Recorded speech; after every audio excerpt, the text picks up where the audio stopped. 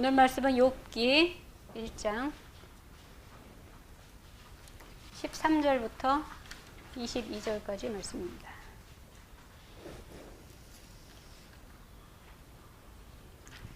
욥기 1장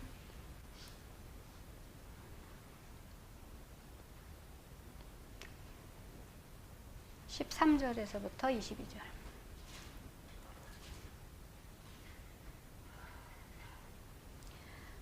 하루는 욥의 자녀들이 그 맏아들의 집에서 음식을 먹으며 포도주를 마실 때에 사환이 욥에게 와서 아뢰되 소는 밭을 갈고 나귀는 그 곁에서 풀을 먹는데 스바 사람이 갑자기 이르러 그것들을 빼앗고 칼로 종들을 죽였나이다. 나만 홀로 피하였으므로 주인께 아뢰러 왔나이다. 그가 아직 말하는 동안에 또 한 사람이 와서 아뢰되 하나님의 불이 하늘에서 떨어져서 양과 종들을 살라버렸나이다. 나만 홀로 피하였으므로 주인께 아뢰러 왔나이다. 그가 아직 말하는 동안에 또 한 사람이 와서 아뢰되 갈대아 사람이 새 무리를 지어 갑자기 낙타에게 달려들어 그것을 빼앗으며 칼로 종들을 죽였나이다. 나만 홀로 피하였으므로 주인께 아뢰러 왔나이다. 그가 아직 말하는 동안에 또 한 사람이 와서 아뢰되 주인의 자녀들이 그들의 맏아들의 집에서 음식을 먹으며 포도주를 마시는데 거친 들에서 큰 바람이 와서 집 네 모퉁이를 치매 그 청년들 위로 무너짐으로 그들이 죽었나이다. 나만 홀로 피하였으므로 주인께 아뢰러 왔나이다 한지라. 욥이 일어나 겉옷을 찢고 머리털을 밀고 땅에 엎드려 예배하며 이르되 내가 모태에서 알몸으로 나았사온즉 또한 알몸이 그리로 돌아가올지라. 주신 이도 여호와시오 거두신 이도 여호와시오니 여호와의 이름이 찬송을 받으실지니이다 하고 이 모든 일에 욥이 범죄하지 아니하고 하나님을 향하여 원망하지 아니하니라.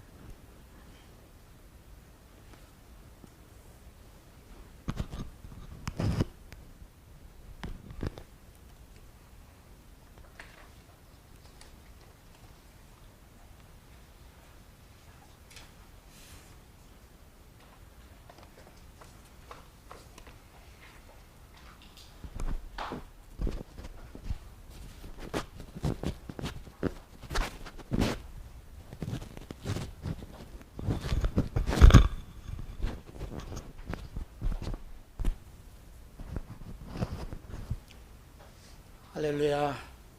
아멘. 우리가 지난 주일날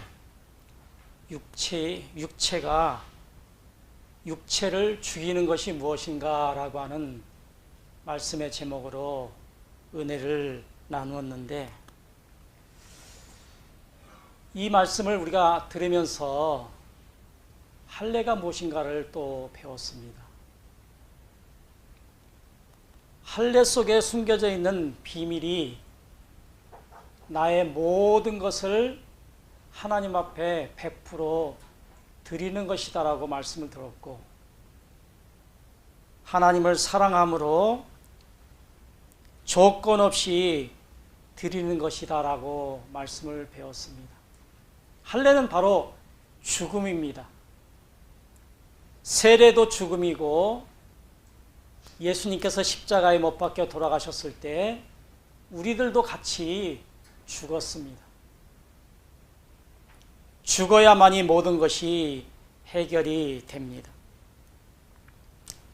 아브라함이 독자 아들 이삭을 가장 사랑하는 아들 이삭을 드릴 때 아브라함의 옛사람이 죽고 아브라함의 새사람이 된 것입니다. 그가 아들 이삭을 드렸다라고 하는 것은 자기 자신이 죽은 것입니다. 옛사람이 죽고 새사람이 살아나게 된 것입니다. 바로 할례도 죽음이고 세례도 죽음이고 예수님의 십자가의 죽으심과 더불어서 우리 자신들도 다 죽는 것이 바로 할례이고 세례이고 예수님의 십자가의 죽음입니다. 아브라함이 되었기 때문에 이스라엘 백성들에게 생명이 탄생할 수 있었습니다. 아브라함은 믿음의 조상이었고 그가 아브라함이 됨으로 말미암아서 이스라엘 백성들이 생명이 탄생하게 된 것입니다. 하나님께서 우리를 부르실 때 하나님께서 사용하시려고 우리를 교회로 부르신 것입니다. 에베소서 2장 10절 말씀을 보니까 우리는 그가 만드신 바라 그리스도 예수 안에서 선한 일을 위하여 지으심을 받은 자니 이 일은 하나님이 전에 예비하사 우리로 그 가운데 행하게 하려 하심이니라. 하나님께서 우리를 하나님의 소유로 만드신 계획의 이름이 바로 할례라고 하는 것입니다. 할례의 비밀을 알고 그대로 준비하면은 하나님께서 나를 사용하십니다. 내가 죽지 아니하면은 하나님께서 나를 사용할 수가 없습니다. 창세기 12장 1절과 5절 말씀을 보니까 1절과 2절 말씀을 보니까 여호와께서 아브라함에게 이르시되 너는 너의 본 고향과 친척과 아비집을 떠나 내가 내게 보여줄 땅으로 가라. 내가 너로 큰 민족을 이루고 내게 복을 주어 내 이름을 창대케 하리니 너는 복이 될지라. 하나님께서 아브라함을 부르신 이유는 복이 되게 하기 위해서 아브라함이 옛사람이 죽고 아브라함 새사람이 될 때 그를 복의 근원이 되게끔 하기 위해서 그를 부르셨다라고 말씀하고 있습니다. 할례는 나의 모든 것을 하나님 앞에 드리는 것이라고 말씀을 들었고 이 모든 것은 죽음을 통해서 완성이 됩니다. 할례가 없고 세례가 없고 예수님이 십자가에 못 박혀 돌아가신 것이 없다라면은 우리는 이 자리에 앉아 있을 수가 없습니다. 나의 가진 것 전부 내 생명까지 하나님께 드리는 것이 결코 쉽지가 않습니다. 믿음은 가지는 것으로서 육체의 목숨을 바칠 수가 없습니다. 믿음의 선진들이 히브리서 11장에 나오는 믿음의 선진들이 자기의 목숨을 나의 모든 것을 하나님께 드림으로 말미암아서 그들을 하나님께서 믿음의 선진들이라고 말씀하고 있습니다. 나의 모든 것을 하나님께 드리는 것이 바로 죽음입니다. 할례의 진짜 의미는 육체의 목숨을 바치는 것이 아니고 표피를 베는 것도 아니고 물세례를 받는 것도 아닙니다. 이건 또 무슨 말입니까? 할례를 통해서 목숨을 바치는 것도 아니고 표피를 베는 것도 아니고 물세례를 받는 것도 아니다. 그럼 다른 의미가 있겠죠. 죽음의 영적 실체는 육체의 몸이 죽는 것이 아니고 죄의 몸이 죽는 것입니다. 할례를 행한다고 세례를 행한다고 예수님께서 십자가에 못 박혀 돌아가시고 내가 그곳에서 죽는다고 문제가 해결되는 것이 아니고 내 죄가 죄의 몸이 죽는 것이 바로 할례이고 세례이고 예수님께 십자가에 못 박혀 돌아가셨을 때 내가 죽는 것입니다. 로마서 6장 6절에 보니까 우리가 알거니와 우리의 옛사람이 예수와 함께 십자가에 못 박힌 것은 죄의 몸이 죽어 다시는 우리가 죄의 종로로 타지 아니하려 함이니. 우리의 죄가 죽어야만이 하나님 앞에 쓰임받을 수가 있습니다. 몸이 살아있는데 죄의 몸이 죽는다는 말이 무슨 뜻입니까? 골로새서 3장 2절과 3절의 말씀을 보니까 위의 것을 생각하고 땅의 것을 하지 말라. 이는 너희가 죽었고 너희 생명이 그리스도와 함께 하나님 안에 감추어졌느니라. 영의 것을 생각하고 육의 세계의 것을 생각하지 않는 것이라고 말씀하고 있습니다. 내가 죽어야만이 육의 것을 생각하지 아니하고 영의 것을 생각하게 되는 것입니다. 죽음의 영적 실체는 육체 전체가 오직 하나님만 사랑하는 것입니다. 내가 죽어야만이 세상 것을 사랑하지 아니하고 하나님 것을 사랑함으로 말미암아서 하나님을 사랑하는 것이 바로 영적 세계에서 바로 하나님을 사랑하는 것이 바로 할례이고 세례이고 예수님께서 십자가에 못 박혀 돌아가신 것입니다. 신명기서 6장 4절과 6절 말씀을 보니까 이스라엘아 들으라. 우리 하나님 여호와는 오직 유일하신 하나님이니. 성경 전체에 하나님을 유일하시다라고 기록한 것이 바로 이곳 한 곳뿐입니다. 이 세상에는 많은 신들이 있어요. 그렇지만은 유일하신 하나님만이 유일하시다라고 말씀하고 있습니다. 한 분밖에 이 땅에는 다른 신이 없다라고 말씀하고 있는 것입니다. 5절 말씀, 너는 마음을 다하고 뜻을 다하고 힘을 다하여 내 하나님 여호와를 사랑하라. 오늘 내가 내게 명하는 이 말씀을 너는 마음에 새기고. 우리가 죽어야만이 온전히 하나님을 사랑할 수가 있습니다. 나의 모든 것을 하나님 앞에 드릴 수가 있습니다. 그것이 사랑이며 그것이 바로 할례라고 말씀하고 있습니다. 그것이 세례라고 말씀하고 있습니다. 육체의 죽음의 영적 실체는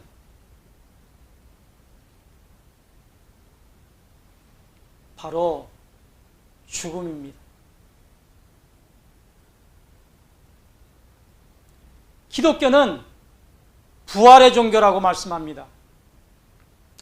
오늘 3월 마지막 주이고 4월 달이 되게 되면은 셋째 주가 바로 부활주일로 지키게 됩니다.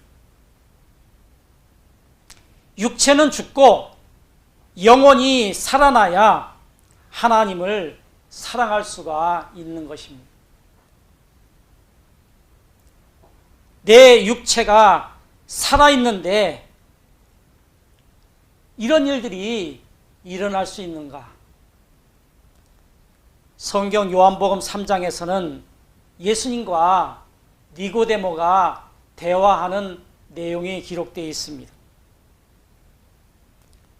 예수님께서 거듭나야만이 하나님을 사랑할 수 있다라고 이렇게 말씀하시는데 당대 최고의 학자인 그가 어떻게 다시 태어날 수 있습니까? 라고 이렇게 물어보고 있습니다.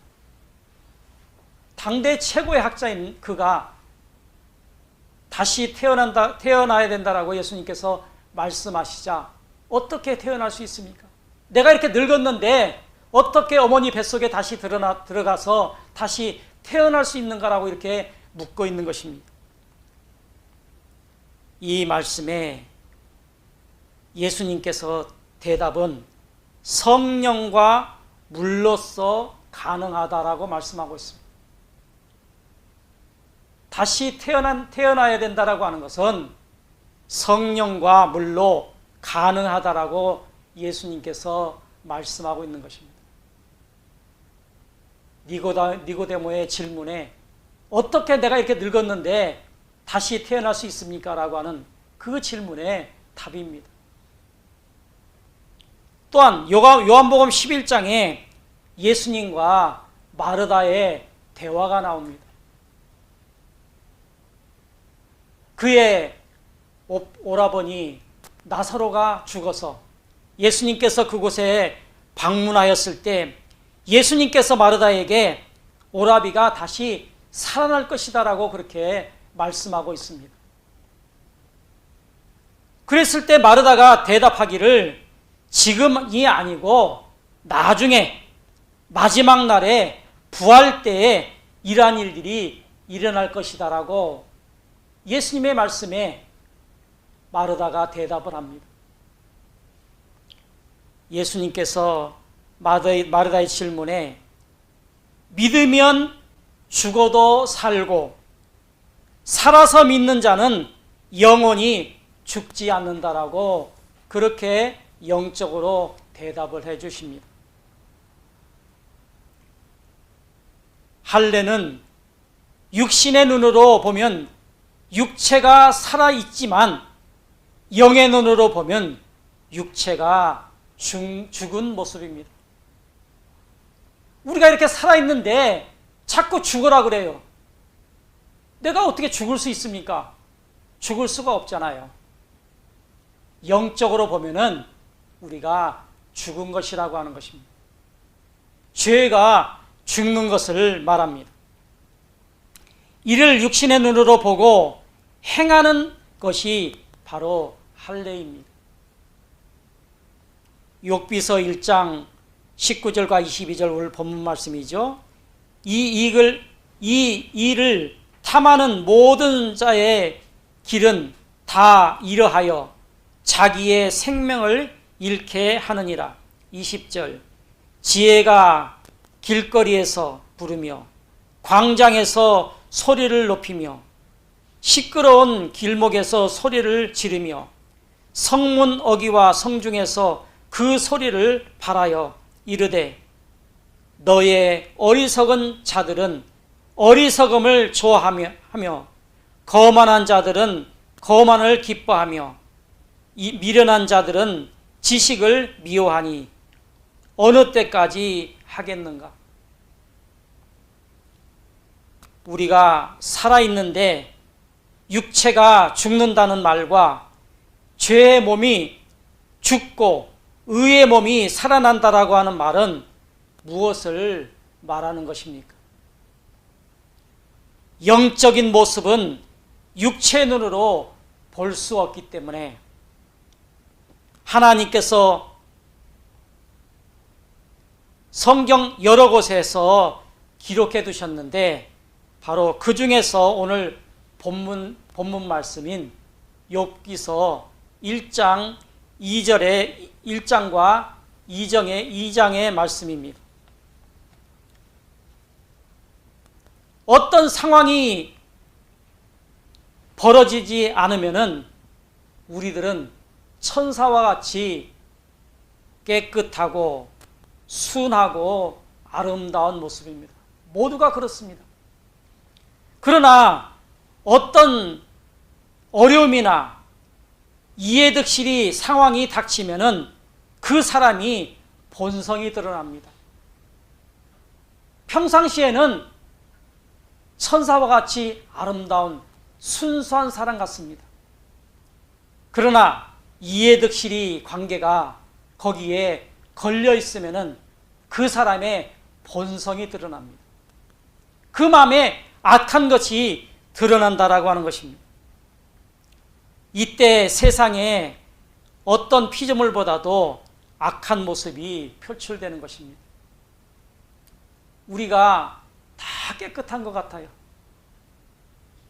그러나 이해득실이 이제 연관이 되다 보면은 내가 손해를 보느냐, 내가 득을 보느냐의 이제 문제에 다다르게 되면은 우리는 악한 모습이 드러나게 됩니다. 마태복음 26장에 예수님께서 감람산에 올라가시면서 제자들에게 너희들이 나를 다 배반할 것이다, 이렇게 말씀하시니까 깜짝 놀라서 베드로가 예수님, 다른 사람들은 다 그렇게 할지언정 나는 절대로 그렇게 하지 않겠습니다. 장담을 해요. 잘하는 말씀이죠. 그런데 몇 시간 후에 예수님께서 붙잡히셨어요. 그리고 먼 곳에서 예수님이 어떻게 되나 보자고 이제 먼 곳에서 베드로가 보고 있다가 너도 그 당이다라고 말할 때 3번이나 예수님을 부인합니다. 맹세합니다. 저주합니다. 예수님의 수제자 베드로 아닙니까? 그가 장담했지 않았습니까? 다른 사람은 다 버릴지언정 나는 절대로 버리지 않겠다라고 그렇게 맹세했던 사람이 하루도 지나지 않아서 예수님을 저주하며 예수님을 모른다라고 그렇게 할 수가 있습니까? 예수님의 제자 베드로도 그런데 우리들은 어떻겠습니까? 어떤 어려움이 왔을 때 베드로와 같이 이렇게 부인하지 않겠습니까? 예수님을 저주하지 않겠습니까? 내가 나를 잘 알지만은 내가 나를 모르기도 합니다. 이것은 베드로뿐만이 아니라 육체를 가지고 있는 모든 사람들의 모습이라고 하는 것입니다. 욥기서 1장 1절 우스 땅에 욥이라고 불리는 사람이 있었는데 그 사람은 온전하고 정직하여 하나님을 경외하며 악에서 떠난 자더라. 아무런 잘못이 없이 진심으로 하나님을 사랑하고 섬기면서 살던 욥에게서 어느 날 갑자기 재앙이 닥쳐옵니다. 욥은 죄도 짓지 아니하고 잘못도 없는데 사단이 심술을 부려서 아들 7명과 딸 3명이 한꺼번에 모두 죽고 말았습니다.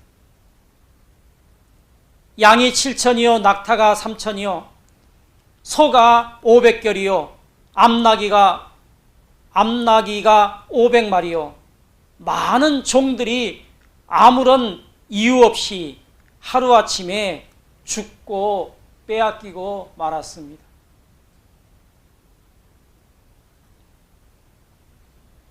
성경은 욥의 이런 재앙의 소식을 우리에게 알려주려고 기록한 것이 아닙니다.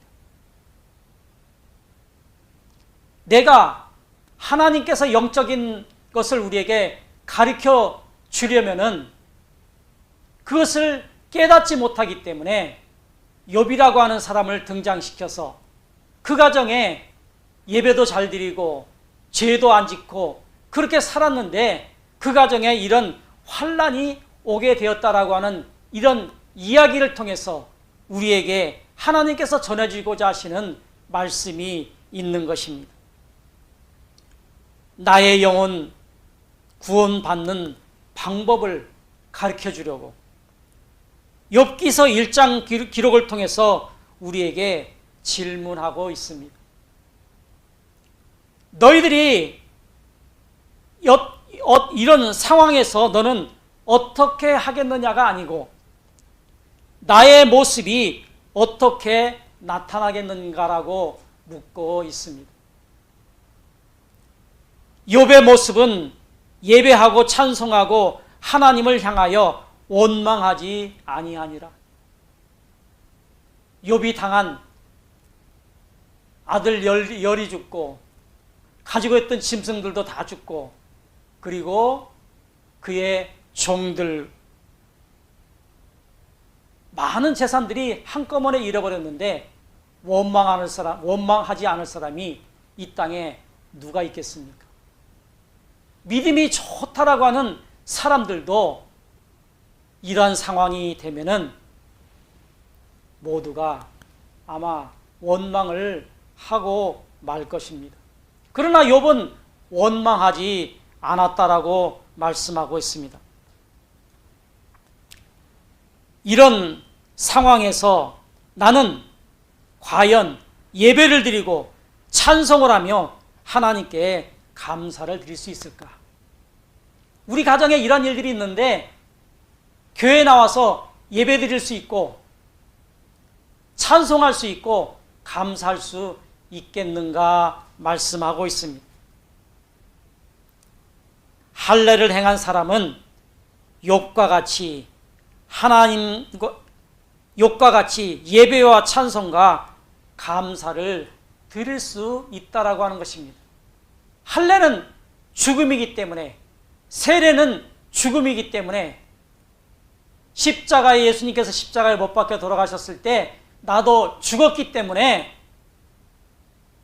욥과 같은 이런 환난이 온다 할지라도 욥이 원망하지 않은 것처럼 나도 할 수 있다라고 하는 것입니다. 내가 죽었을 때만이 가능합니다.